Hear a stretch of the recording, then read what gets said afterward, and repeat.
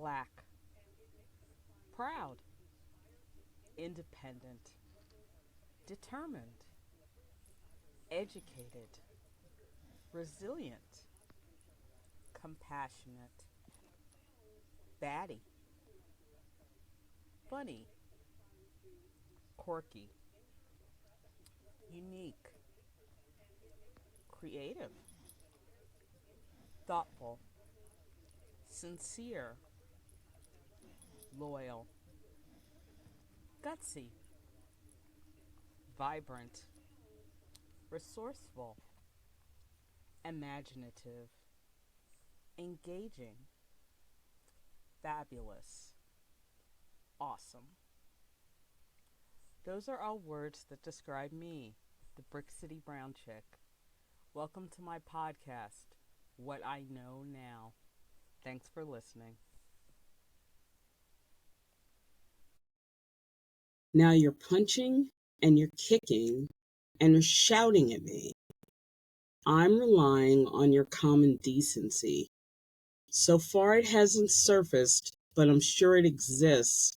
It just takes a while to travel from your head to your fist. I am Brick City Brown Chick, and welcome back to What I Know Now.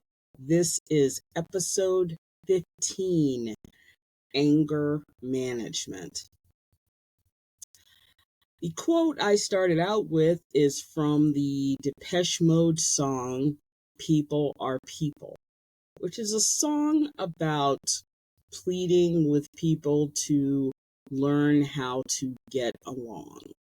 I was going to talk about a completely different topic this week, but I've decided to save that one for later because something happened to me yesterday that brought up all kinds of thoughts and feelings and memories from my childhood. And so today I wanted to talk about how I deal with anger and how I hope other people will learn to deal with their anger or learn to deal with their anger differently. From as far back as I can remember, I have always been a person who has internalized anger.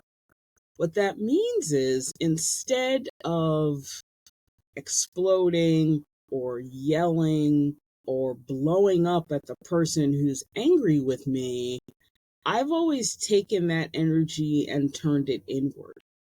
And I don't mean in an abusive way. I don't mean in a some people beat themselves up and say, why did I do that? Or why am I so stupid? Or this person's mad at me because I did XYZ.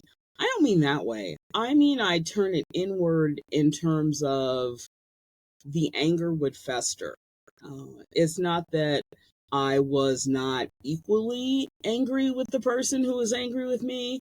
It's just that I've always prided myself on being able to walk away from arguments and not deal with confrontation. I am not a confrontational person. And sometimes that's a good thing, and sometimes it isn't, because confrontational people want confrontation, and I'm not willing to play that game. But there are other times when I really needed to have defended myself against whatever the problem was, and I just wasn't willing to do that. I much rather would have and did walk away rather than getting into a confrontation. What does being a non confrontational person look like in today's world? It is not easy to be someone who does not like confrontation. Because what that means is, in most areas of my life, I really do have to keep a hold and a check on how I feel and what I'm thinking, because I know that if I let it go and let it out, people are not going to be real prepared for that because I have a sharp wit and a sharp tongue, and I will say things that will hurt your feelings. It doesn't mean they won't be true. It just means I'm going to hurt your feelings. So that's number one. And number two, on the rare occasions that I have exploded at people, people don't know how to deal with that. They don't know how to come back from it. They are shocked and surprised and really don't know how to react. So that's the other piece of it. I've always thought of the way I react to things as more beneficial to the person I'm having the interaction with than with me. I think it's much easier for people to just explode and just have it out. You're mad at me, I'm mad at you, we're just going to argue, we're going to fight, we're going to have it out, and then we'll make peace with it and we'll move on. The problem with that for me is I am not a good peacemaker. I'm good at helping other people make peace and resolve their situations. But when it comes to me, if you cross a certain line with me, we are done. There is no forgiveness. There is no coming back. There is no I'm sorry, but, or I'm sorry if, and the worst possible I'm sorry of them all, I'm sorry that you took it wrong. There's none of that with me. Once you cross the line, I am completely out and I'm completely done. And I know that over the course of my life, that has been the best course of action, is for me to be able to remove myself from a situation and say, I am not doing this. I'm just not going to do it. Now, people will tell you that there is no way to be a non-confrontational person in 2024, that there's always conflict. There's always people who want to argue with you about stuff. The internet is a prime example. Spend more than 10 minutes on Facebook and you will find someone who disagrees with your opinion about the most innocuous thing possible. But find that person, because I guarantee you they'll find something wrong with what you think or say or feel or do. That's just reality. What I tell people who ask is the best thing to choose to do is just not engage. It's not healthy for you. I think people think that if they argue with people, either on the internet or off the internet, they get it out of their system, that they'll feel better. The rare occasions I've done that, I've not felt better when it's over. It just raises my blood pressure and makes me angrier, because then I go back and play Monday morning quarterback and say, oh, I should have said this, or oh, I should have said this, or I should have brought this up. It's just not healthy for me. Now, that's not to say it won't work for you, but I am just explaining this from my perspective and my life.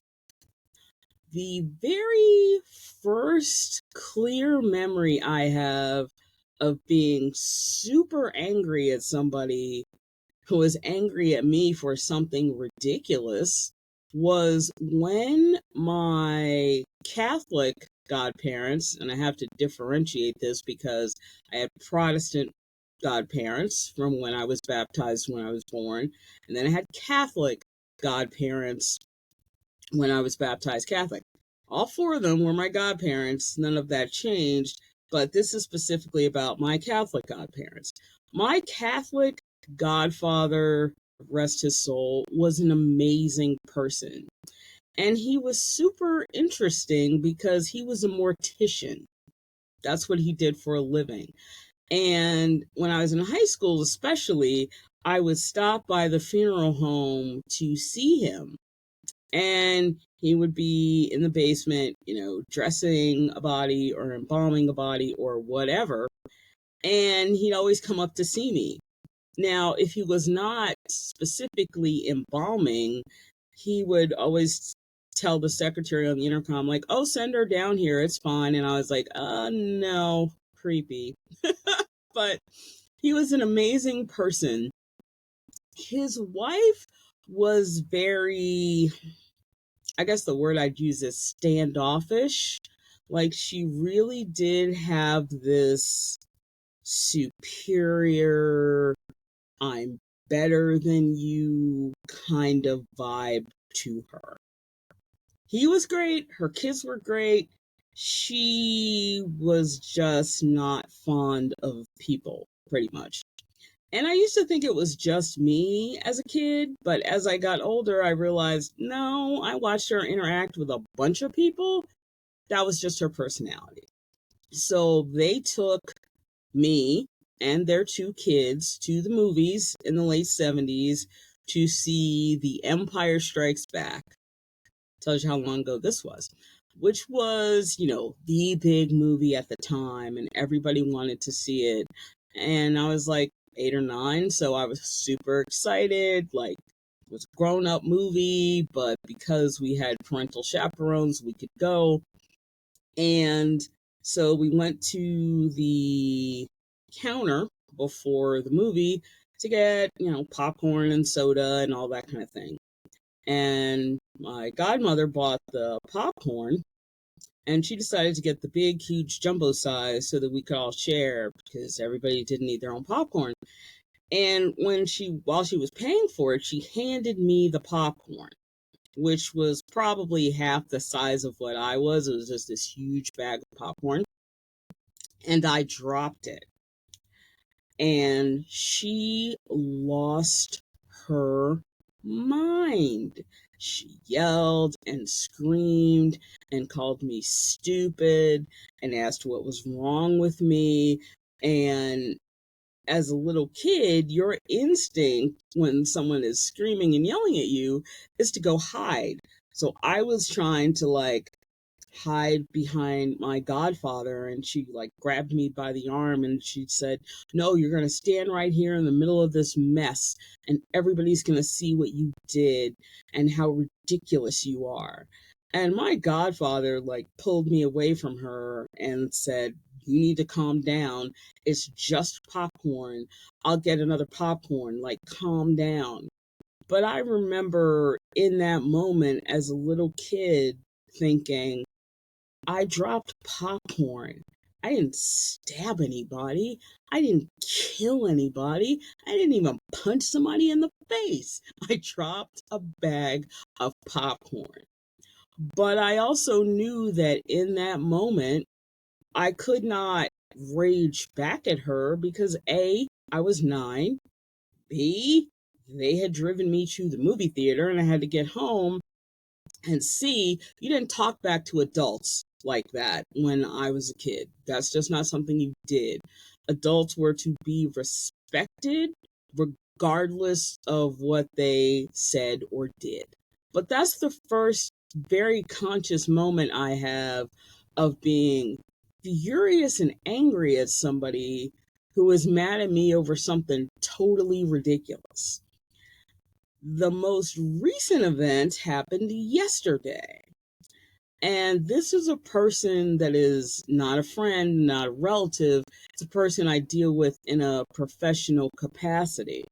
But we have been having video problems in our communication.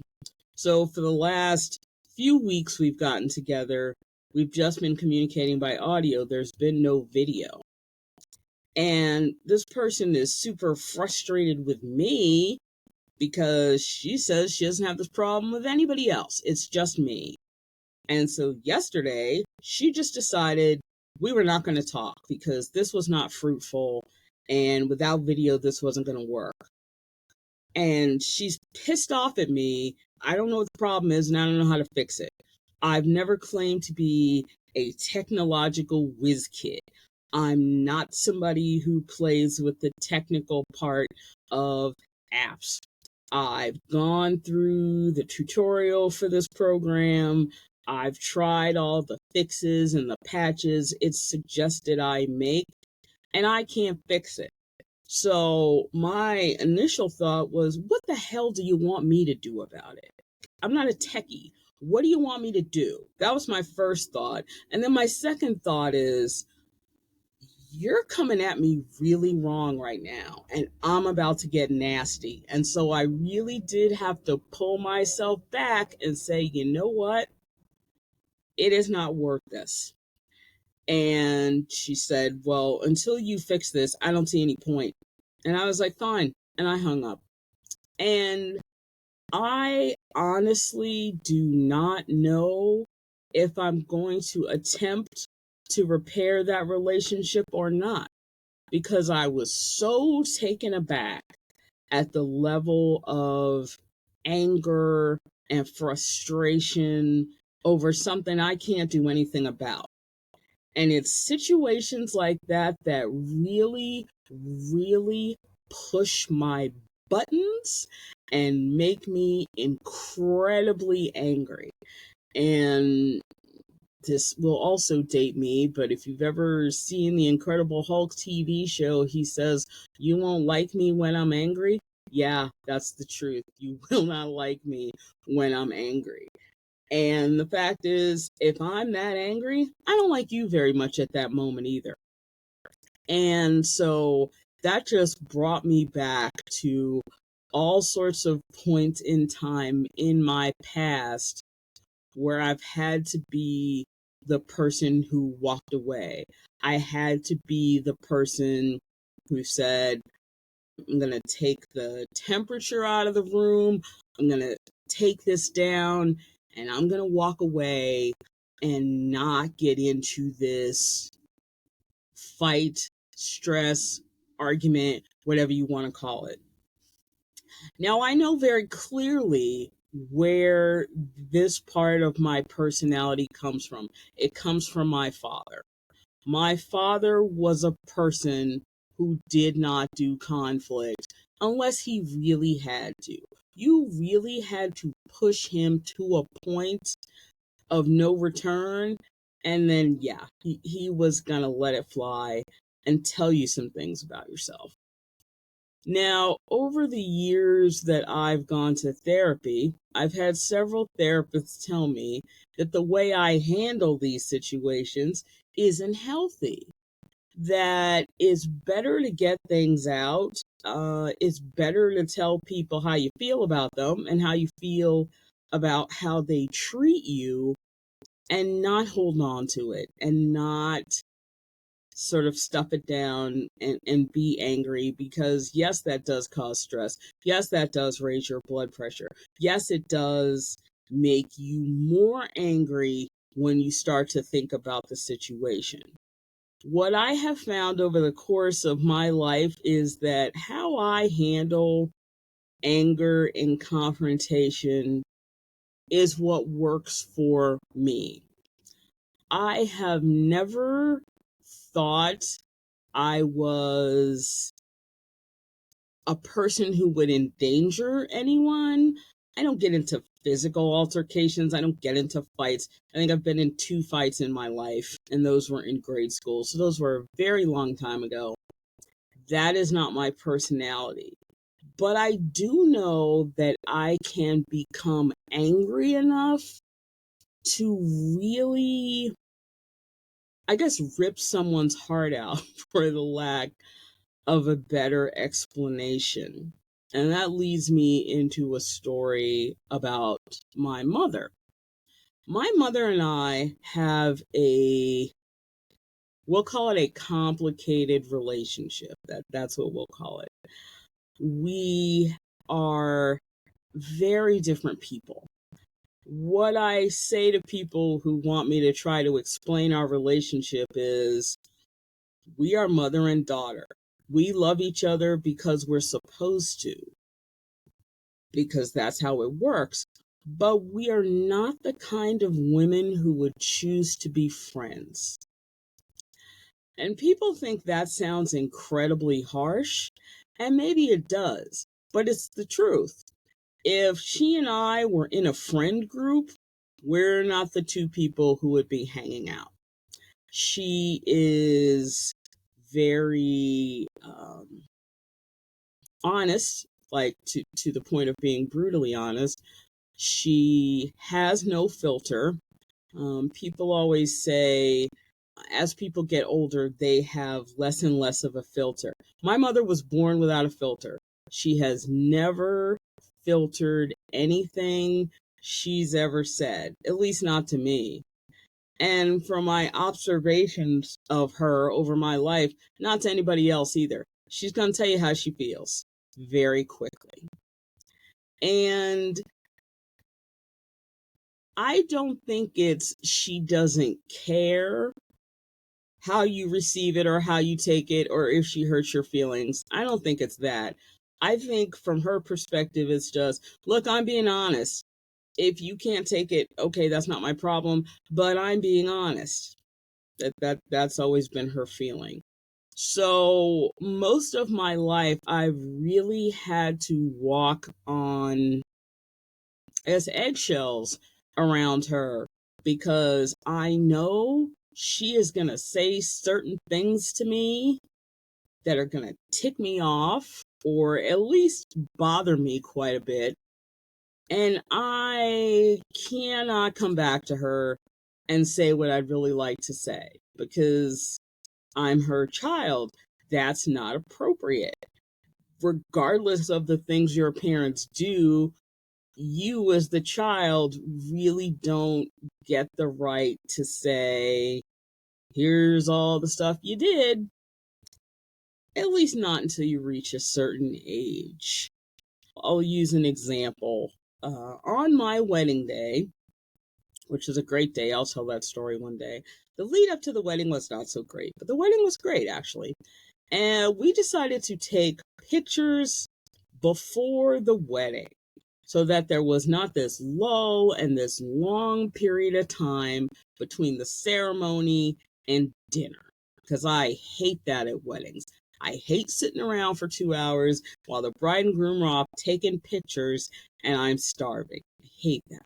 So we took our pictures before the wedding. This was when we still lived in an apartment. Most of the wedding party was at our apartments, like 10 people. The bridesmaids are trying to get dressed. I'm trying to get dressed. My husband and all the groomsmen were dressed. My mother was dressed. And I finally hit the ceiling and I was like, oh, okay. Everybody who's dressed needs to get in the cars and go to the park where we're taking these pictures. So A, the photographer doesn't think we flaked, and B, so we can have some space. There's just too many people in here. So my husband, the groomsmen, and my mom all left, went to the park. That just left the bridesmaids and I. We finished getting ready, got dressed, got in the cars, drove to the park. Get to the park, my husband's waiting for us. I had a removable train on my wedding dress, so he took the train. And so I'm hiking up this pathway to get to the gazebo where we were going to take pictures. And my mother was in the gazebo. And so she sees me, and this is the first time she's seen me in my wedding dress and the whole look. And she walks down the stairs of the gazebo and looks at me and she goes, oh, honey, this is the best you've ever looked in your life. And we call that a backhanded compliment where I come from. That's what that's called. She meant well, but there's a dig in there.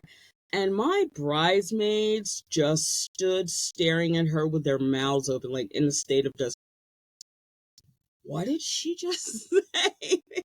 And they all knew her. These were friends of mine from high school and from college. They all met my mother. They all knew the kind of one-liners she could come out with.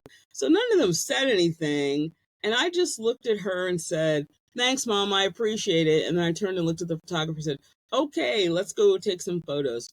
Because I just was not, it was my wedding day, and I was not going to let her push those buttons. But I was kind of irked by that. A couple of years after I got married, one of my good friends who'd been married for a long time and said to me, do you know why she's capable of pushing your buttons so much? And I said, why? And she said, because she installed them.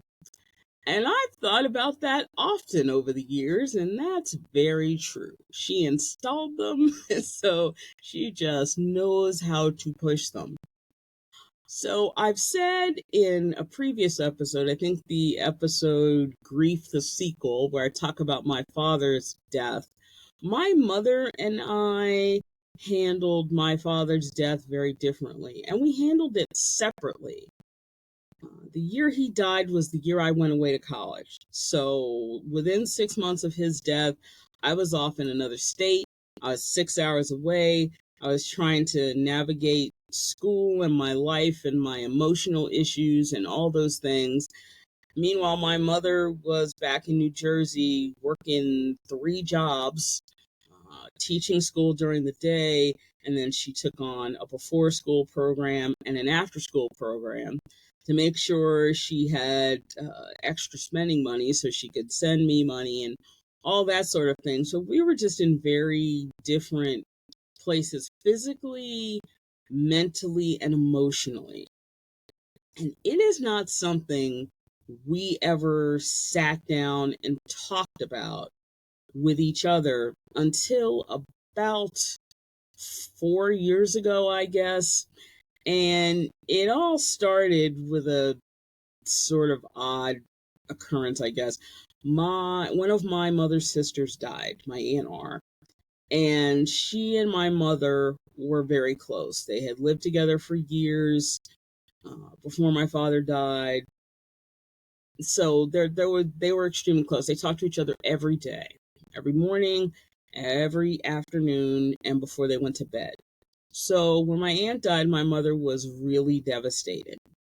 And my mother had physically declined to the point where she was not going to be able to spend the 11 hours in the van to get from where she was to my aunt's funeral in New Jersey. So she had asked my husband and I to go. We were going to go anyway, but she'd asked us to go and represent her and that sort of thing.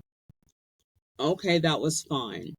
But after the funeral, within a couple of weeks, she started to get really moody, which I expected to a point.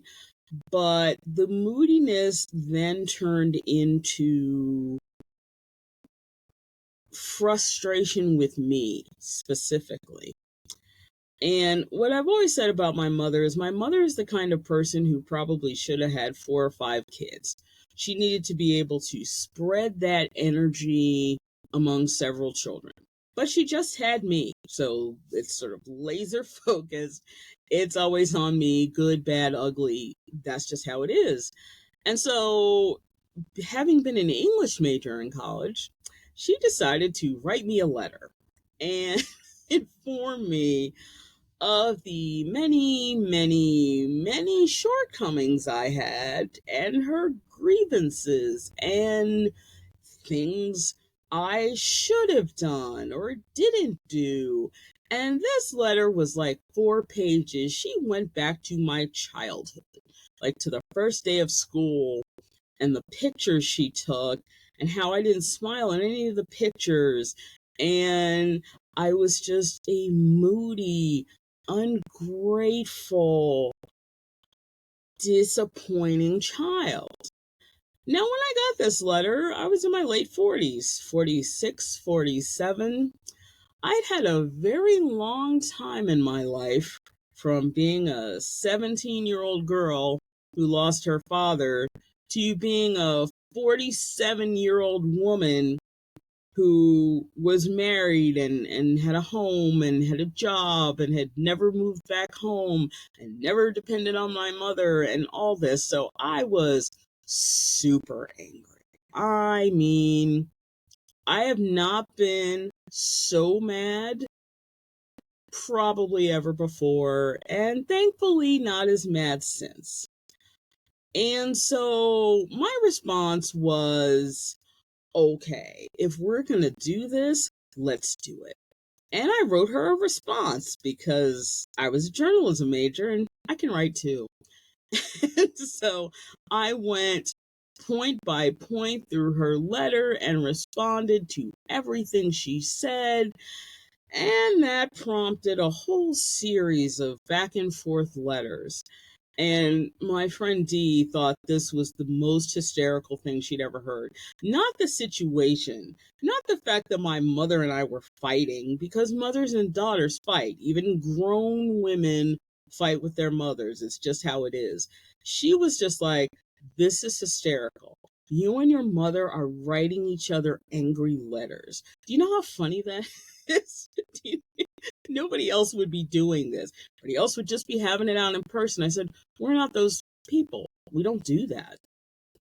And so finally, I don't know, we probably exchanged half a dozen letters. And finally, my last letter, I said the thing I had wanted to say to her for years about her treatment of me and how she felt about me and how she felt about my shortcomings. I said, 98% of parents who had a child like me would be grateful, would be thankful that their child is a responsible adult and out in the world and not dependent on them and doesn't ask them for money and has their own home and their own family and all of those things. And that's not who you are. You just want to talk to me about the things I did or didn't do that you wish I'd done differently. And I'm at the point in my life where I can't do anything about that. You're going to spend the rest of your life being disappointed in who I am. Go with God. Enjoy that.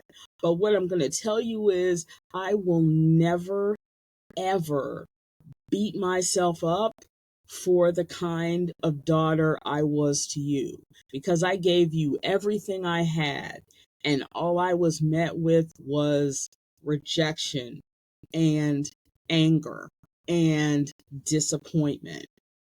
And you're welcome to hold on to that. You're welcome to keep it, but I will not keep it. And that was not a response she was expecting. And that's what I'm talking about when I say, if I really let my anger out, I will hurt your feelings. And it will not be something trivial or just mean or nasty. It will be something honest. And I will go for the jugular because that's how I respond. That's what I feel. That's what you're going to feel. Now, the resolution to that situation with her is we had to have a sit-down conversation.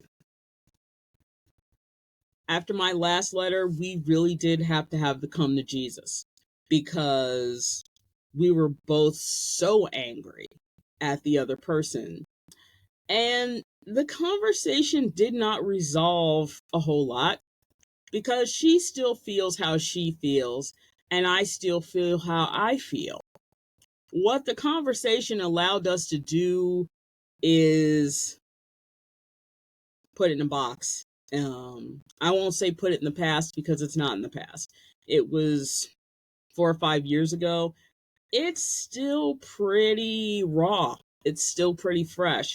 She and I don't sit in rooms by ourselves and have conversations because we now both know how the other person truly feels.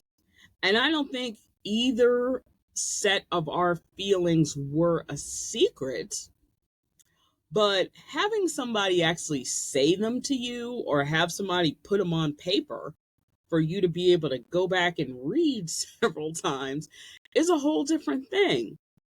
And so I know for myself that I cannot get that angry but ever so often. And ever so often, I mean like once a decade.